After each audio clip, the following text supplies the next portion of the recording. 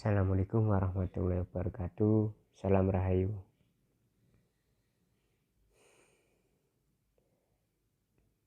Dalam pertemuan kali ini, kami kelompok 2 akan membahas pentingnya pengembangan pendidikan bagi perbaikan masyarakat.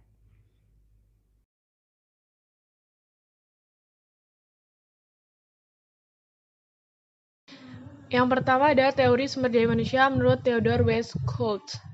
Teori modal manusia atau Human Capital Investment pertama kali diperkenalkan oleh Theodore W. Schultz tahun 1961. Di dalam teori ini dikatakan bahwa baik pengetahuan dan keterampilan adalah bentuk modal yang dapat digunakan sebagai investasi.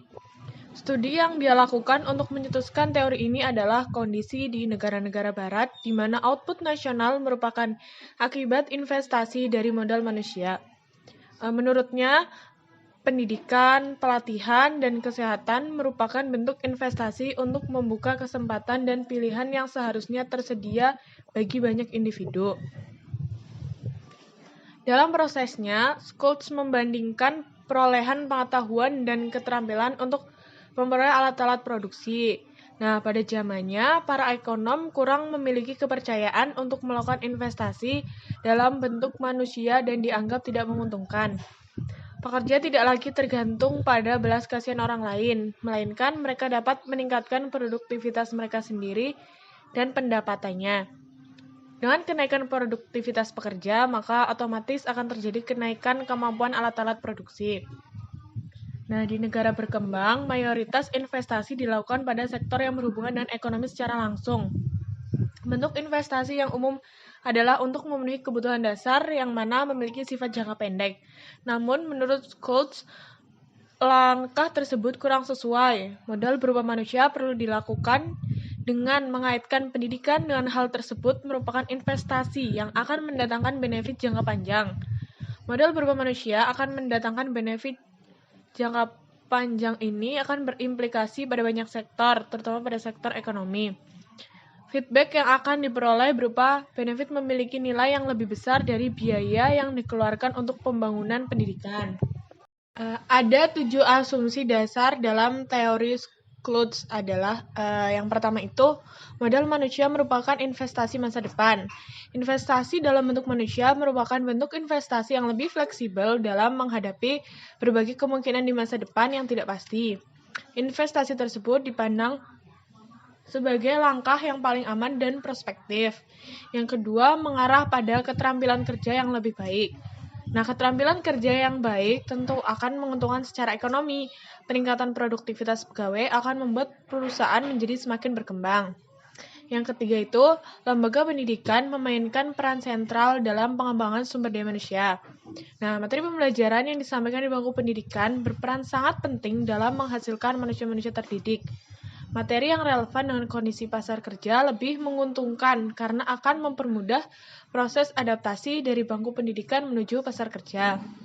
Yang keempat, karyawan perlu meningkatkan keterampilan mereka. Di dalam pasar kerja akan terjadi persaingan keterampilan di antara para pekerja. Nah, karyawan dengan keterampilan yang unggul pasti akan mendapatkan posisi yang strategis dalam kegiatan ekonomi produktif. Yang kelima, ada pelatihan meningkatkan keterampilan kerja. Dengan pelatihan, maka akan mencapai profesionalitas kerja yang pada akhirnya akan bermuara ke keuntungan secara finansial. Yang keenam itu, pelatihan dapat mengimbangi kekurangan keterampilan. Nah, ketimpangan antara kemampuan pekerja dengan lapangan pekerjaan yang digelutinya akan mendatangkan kelemahan. Nah, dengan adanya pelatihan, maka pekerja akan dapat menutupi kekurangan tersebut, sehingga lebih produktif dalam bekerja. Yang terakhir ada pekerjaan dan pengangguran adalah konsep-konsep ekonomi. Nah, pekerjaan merupakan hasil dari apa yang dimiliki oleh manusia. Karakteristik dari manusia itu sendiri memegang peranan penting dalam upaya mendapatkan pekerjaan. Sebagai contoh, orang yang malas maka kemungkinan dia akan sulit mendapatkan pekerjaan akibat faktor internal. Nah, sementara itu untuk orang yang rajin dalam mengakses sumber informasi mengenai pekerjaan, maka dia akan cenderung lebih mudah untuk mendapatkan pekerjaan. Nah, pendidikan akan meningkatkan nilai jual dari seseorang dalam pasar kerja. Dengan demikian, maka tenaga kerja yang terdidik akan lebih meningkatkan minat seorang investor untuk memperkerjakan seseorang tersebut. Yang kedua ada teori modernisasi menurut Daniel Lerner.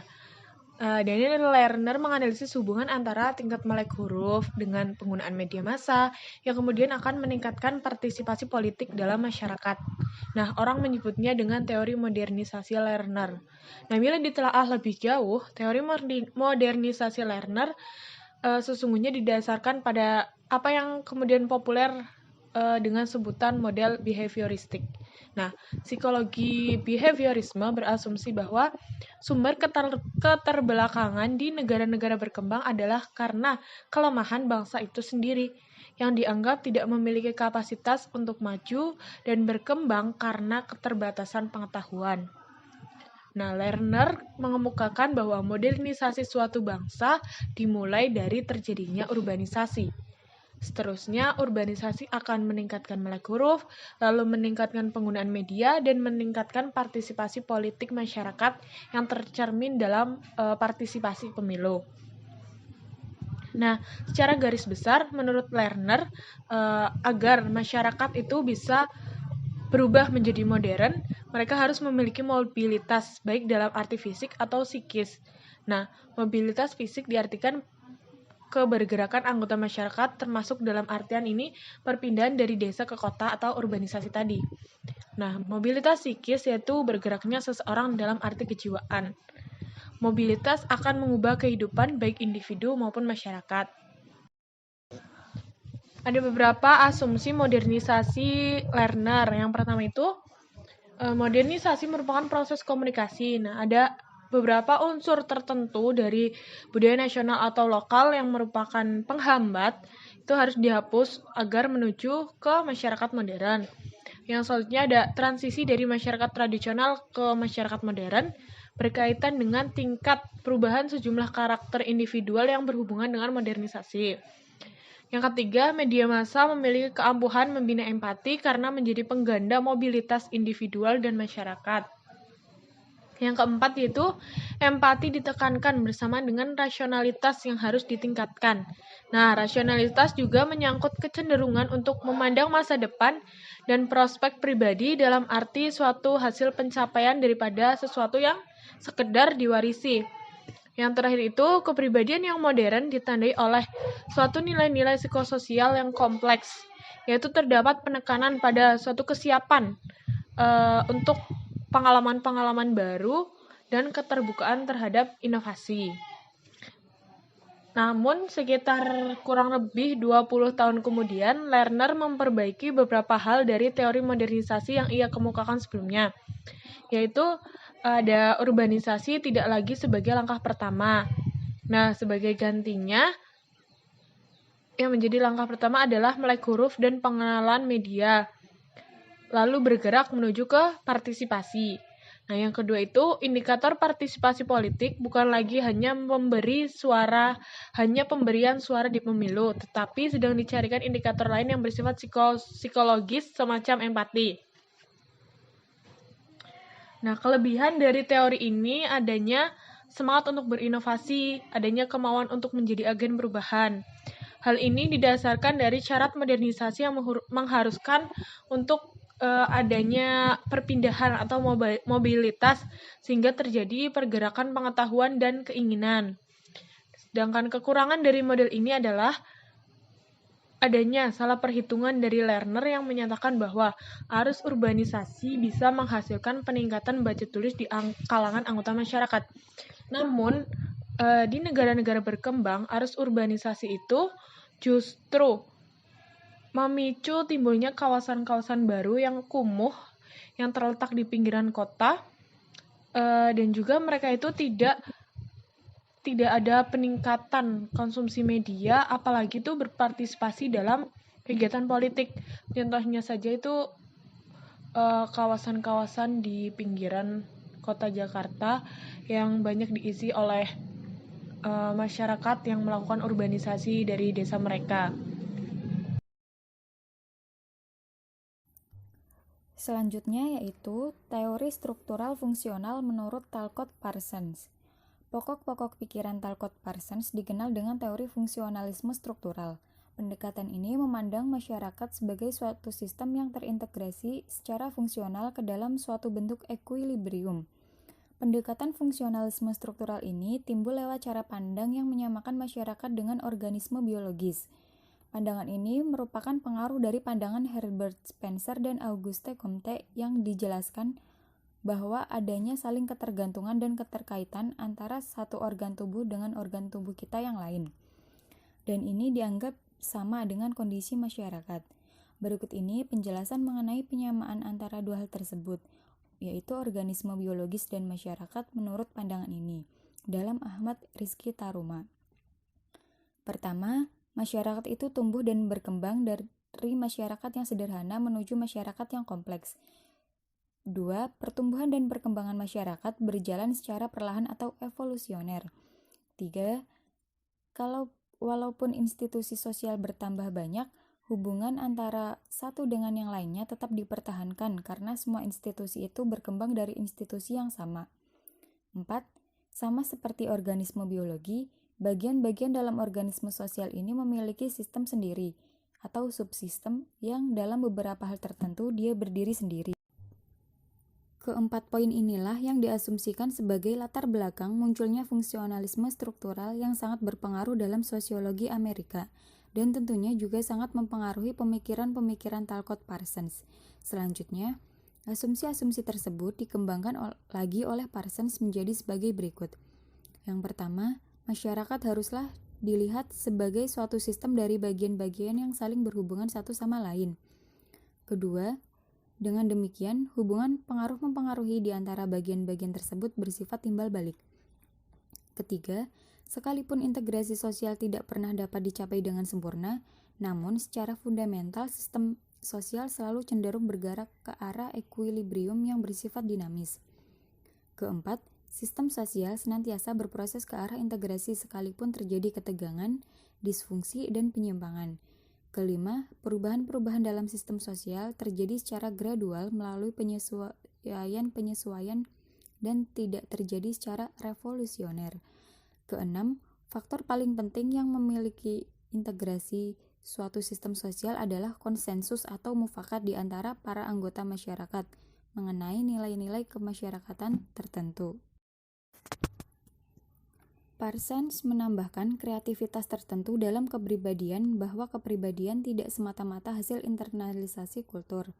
Tetapi, saat melakukan internalisasi struktur tersebut, ia juga melakukan modifikasi kreatif. Yang pertama, sistem sosial adalah interaksi antara dua individu atau lebih dalam satu lingkungan tertentu.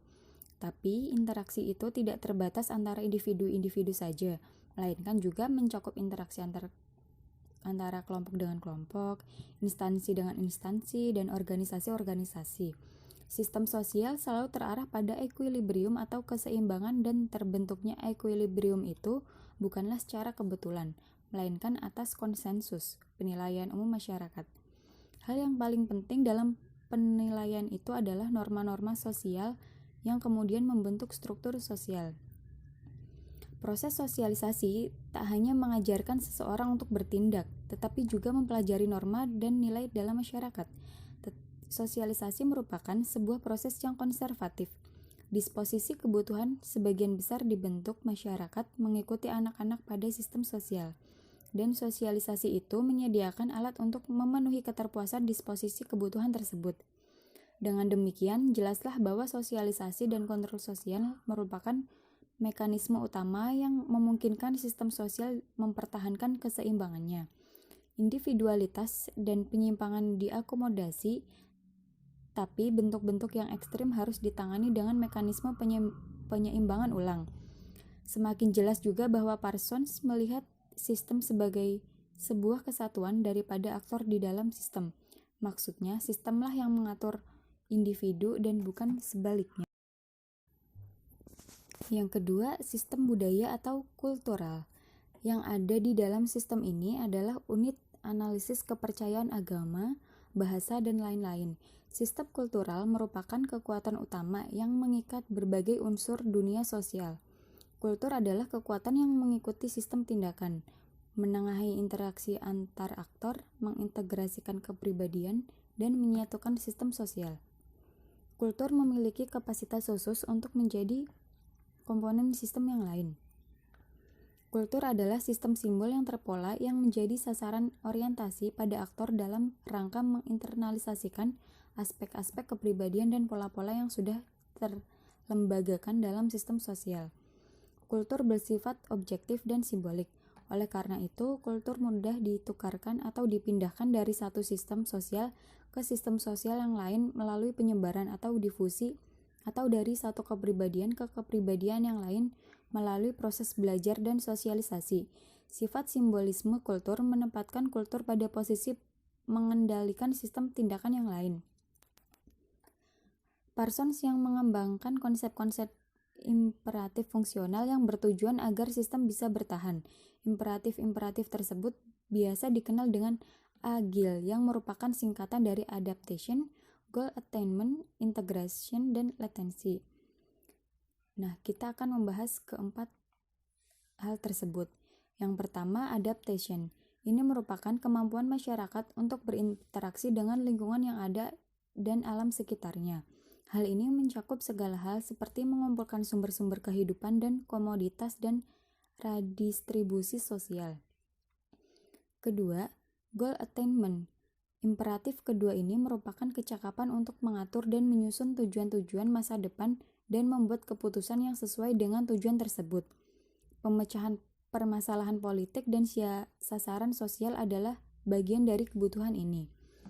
Yang ketiga, integration adalah harmonisasi keseluruhan anggota sistem sosial setelah semua general agreement mengenai nilai-nilai atau norma-norma pada masyarakat telah ditetapkan. Disinilah peran nilai tersebut sebagai pengintegrasi sebuah sistem sosial. Yang keempat, latensi merupakan pemeliharaan pola, dalam hal ini nilai-nilai kemasyarakatan tertentu seperti budaya, bahasa, norma, aturan, dan sebagainya. Dari penjelasan tersebut terlihat bahwa Parsons menekankan pada hierarki yang jelas mulai dari tingkat yang paling rendah hingga tingkat yang paling tinggi. Fungsionalisme struktural yang dibangun Parsons dan dikembangkan oleh sosiolog-sosiolog ke Eropa ini membuat teori ini bersifat empiris, positivistis, dan ideal. Ada asumsi bahwa tindakan manusia itu bersifat sukarela atau voluntaristik. Maksudnya adalah tindakan-tindakan tersebut didasarkan pada dorongan kemauan, dengan mengindahkan nilai, ide, dan norma yang telah disepakati sebelumnya secara bersama-sama. Tindakan individu manusia memiliki kebebasan untuk memilih alat atau sarana yang dibutuhkan dan tujuan yang akan dicapai itu dipengaruhi oleh lingkungan atau kondisi-kondisi. Dan apa yang dipilih tersebut dikendalikan oleh nilai dan norma. Yang selanjutnya yaitu ketiga teori dalam menggiring pengembangan pendidikan di kawasan dunia, Asia, Eropa, serta Amerika dan pengaruhnya. Yang pertama di kawasan Asia. Teori sumber daya manusia menurut Theodore, teori modernisasi menurut Daniel Lerner, dan teori struktural fungsional menurut Talcott Parsons memiliki peran penting dalam menggiring pendidikan di kawasan Asia. Ada beberapa bukti yang menunjukkan pentingnya ketiga teori tersebut. Digambarkan pula bahwa investasi dalam bidang pendidikan mempunyai pengaruh langsung terhadap produktivitas individu dan penghasilannya. Apabila berkaca dari sejarah, Jepang bangkit dari kehancuran akibat kalah dalam Perang Dunia II. Karena pertama-tama mereka membangun sektor pendidikan. 20 tahun kemudian, hasil dari pilihan prioritas itu mulai berbuah. Seperti terlihat dari munculnya produk-produk industri Jepang di pasar dunia. Korea Selatan, Thailand, dan Malaysia juga menempatkan pendidikan sebagai prioritas pembangunan negara masing-masing, juga telah memetik buahnya. Contoh lain yaitu ketika di Turki dan Lebanon terjadi keseimbangan yang logis antara jumlah penduduk dan pemberi suara dalam pemilu, didukung oleh ketersediaan media informasi dan pendidikan. Demikian pula ada kaitannya antara ketersediaan informasi yang tinggi dengan kebebasan berpendapat dan empati. Dapat dikatakan bahwa ketiga teori tersebut memiliki pengaruh penting dalam perkembangan pendidikan di Asia.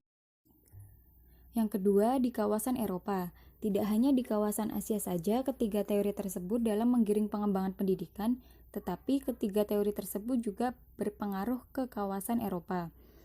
Ketika berbicara di pembukaan pameran Hannover pada April 1995, Kanselir Jerman kala itu, Helmut Kohl, menyerukan kepada bangsanya agar melakukan terobosan dengan mengembangkan pendidikan, latihan, dan riset, serta memacu pengembangan SDM.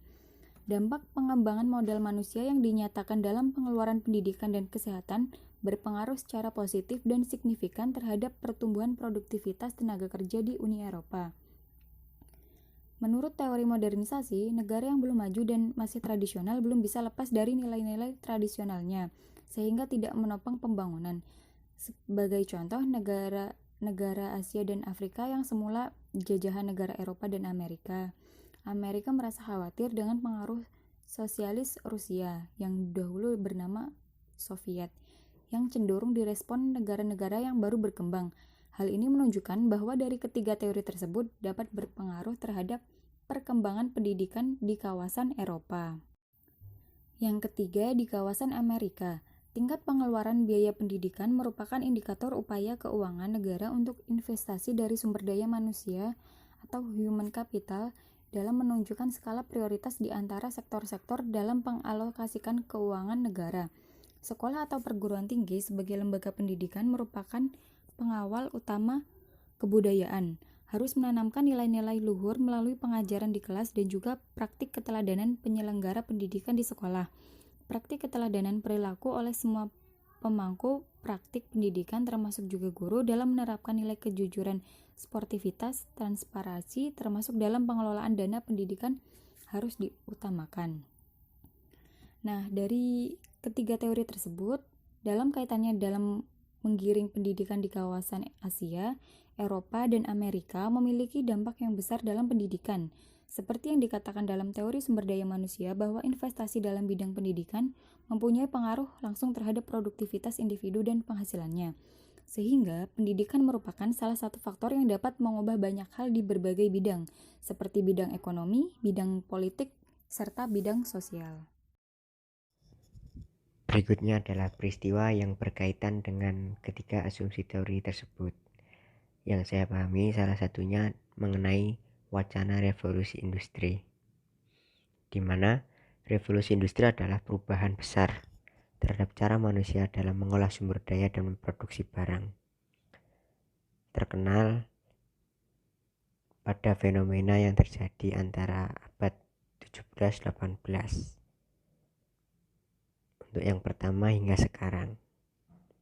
Memang terjadi perubahan besar-besaran di bidang pertanian, manufaktur, pertambangan, transportasi, dan teknologi. Berdampak juga pada kondisi sosial, ekonomi, dan budaya di dunia ini. Hingga saat ini sudah sampai pada 4.0 dari semua 1.0 dan menuju ke Society 5.0.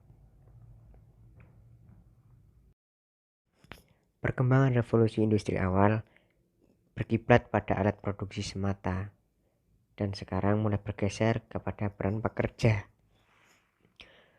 Investasi kepada alat produksi dirasa kurang cukup untuk memaksimalkan produktivitas. Memberdayakan pekerja sebagai pengembang produk adalah solusi.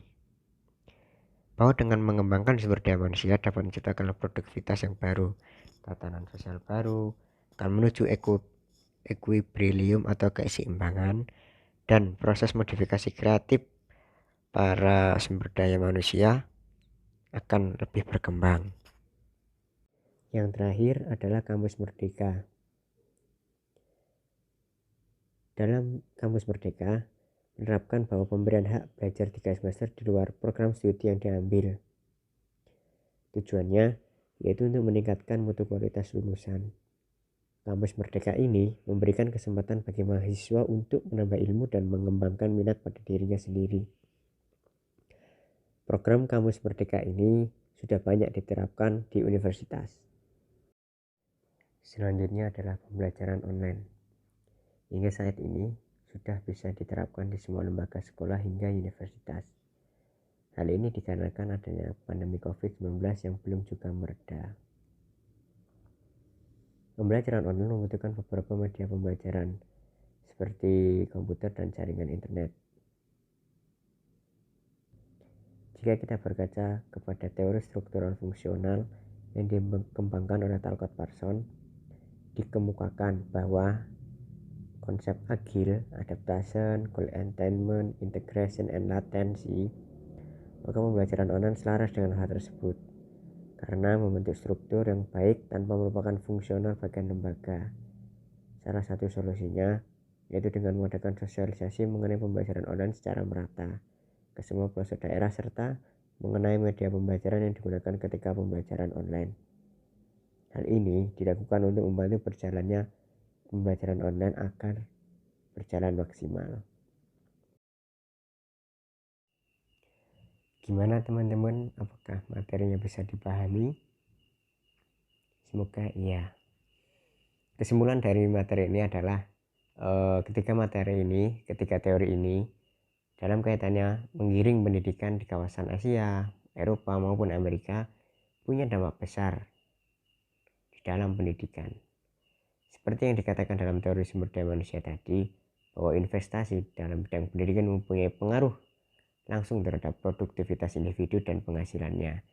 Sehingga pendidikan merupakan salah satu faktor yang dapat mengubah banyak hal di berbagai bidang, baik itu ekonomi, politik maupun sosial. Jadi mungkin berbagai perkembangan yang terjadi tidak jauh-jauh dari perkembangan yang didasari oleh para teoretikus tadi. Apa ada pertanyaan? Bagaimana pendapat Anda? Silakan nanti ditanyakan di kolom komentar atau langsung japri kepada para pemateri. Sekian, terima kasih. Wassalamualaikum warahmatullahi wabarakatuh.